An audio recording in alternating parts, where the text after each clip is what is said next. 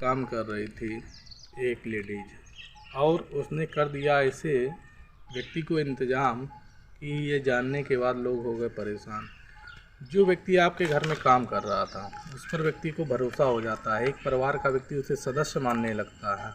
इसी में क्या होता है कि एक डॉक्टर थे, और डॉक्टर योगेश चंद्र पॉल, जिनके घर एक लेडीज काम करती थी जिसका नाम था बसंती। 24 साल हो गए थे, वो घर पर ही कार्य कर रही थी। तो डॉक्टर साहब को और उनकी पूरी फैमिली को ऐसा यकीन हो जाता है कि नहीं, अब इससे हमें कोई ख़तरा नहीं है और यही अब हमारे यहाँ काम करेगी। और काम करने की एक और वजह थी, क्योंकि वो भी, जो बसंती थी, वो भी बुज़ुर्ग हो गई थी।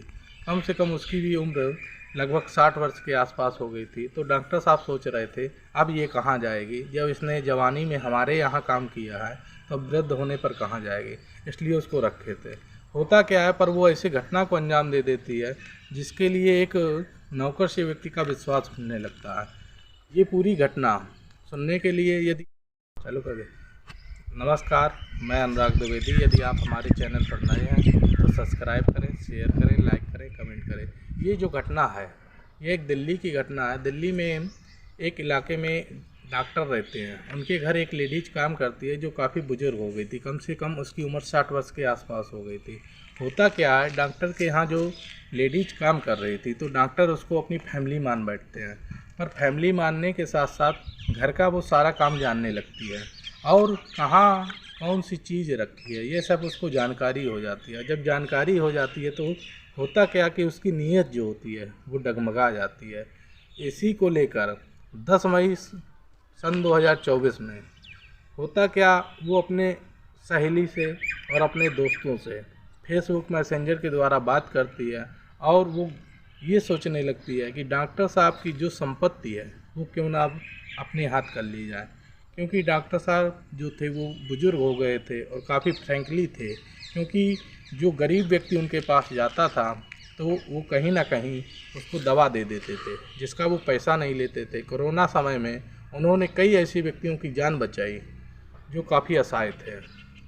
होता क्या है कि जब वो 1 बजे के पास अपने क्लिनिक से घर आ रहे थे तो उसी बीच उनका 2-3 व्यक्ति घर पर ही इंतज़ार कर रहे थे।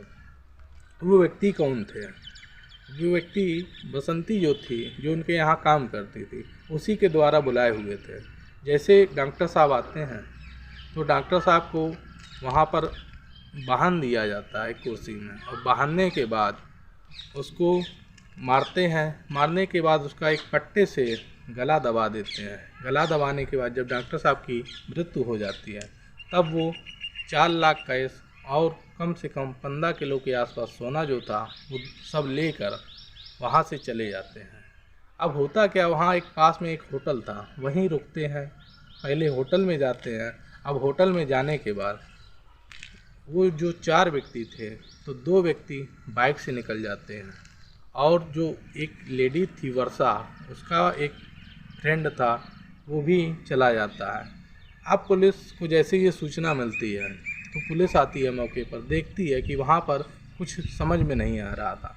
जब समझ में नहीं आता है तो पुलिस आती है, आने के बाद सीसीटीवी कैमरे देखती है। होता क्या है, शहर में लगभग अपने घर के बाहर कई लोग लगवा लेते हैं, उसी से उनको सबूत मिल जाता है।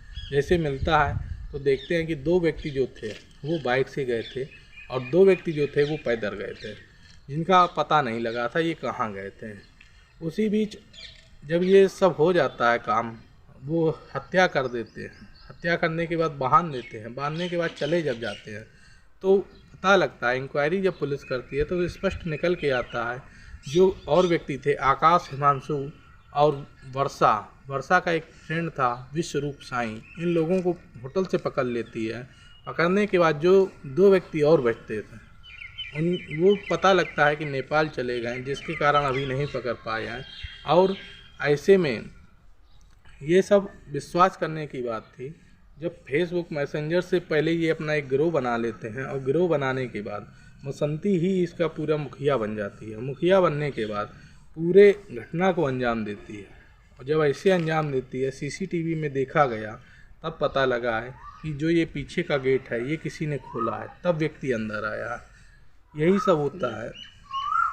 आप विश्वास किसी के ऊपर करें तो सोच समझ के करें, और यदि रखे हैं तो उसको ध्यान दें।